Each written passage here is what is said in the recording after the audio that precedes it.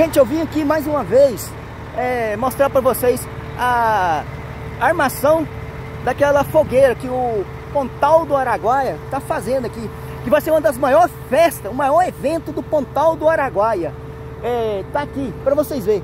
E os homens estão trabalhando, estão mostrando serviço. E tá bem alta a armação dela. Eu vou mostrar para vocês. E o rapaz também falou o nome dos cantores, né, que vai vir cantar aqui. Aí todo mundo tá convidado. Pontal do Araguaia convida todo mundo, Barra do Garça, Aragaças e região. Tá todo mundo convidado para vir assistir esse evento. Olha lá para vocês verem como tá sendo a armação dela. Olha para vocês verem. É o guindaste. Tá vendo? Aqui, ó, para vocês verem. Vamos sair daqui mais perto, mais longe, porque eles estão fazendo o trabalho deles. Olha lá para vocês verem. Olha lá na pausa que tá erguendo.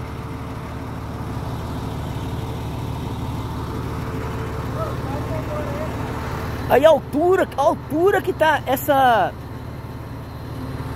fogueira. Um dos maiores eventos que o Pontal tá fazendo. O prefeito tá de parabéns. Da outra vez fez a festa do Piqui, foi nota 10. Agora essa é a maior festa que o Pontal tá fazendo. É uma das maiores festas. O Pontal convida todo mundo. A Barra do Garça, Aragaça, região. Toda a cidade está convidada para vir para esse evento. E aqui tem espaço, gente. Tem muito espaço para você pôr carro. Pode pôr carro, moto, pode ter segurança também. Sabe? Um dos maiores eventos que o Pontal está fazendo. Pontal do Araguaia. Convida todo mundo para esse evento. A maior festa que vai ter do Pontal do Araguaia, que o prefeito está fazendo. Aí eu estou mostrando para vocês. O caminhão guindaste está subindo para vocês. O chapéu da armação. É muito alta mesmo. Gente.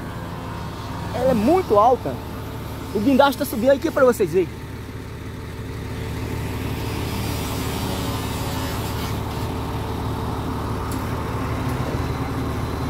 Olha lá, gente.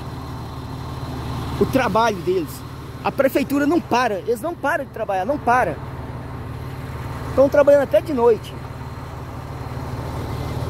Olha para vocês verem.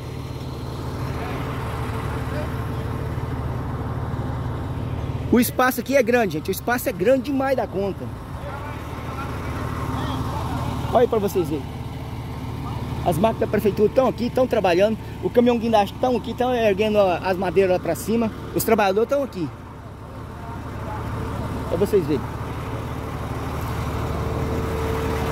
Eles estão erguendo aqui agora. E olha a altura que está isso aqui.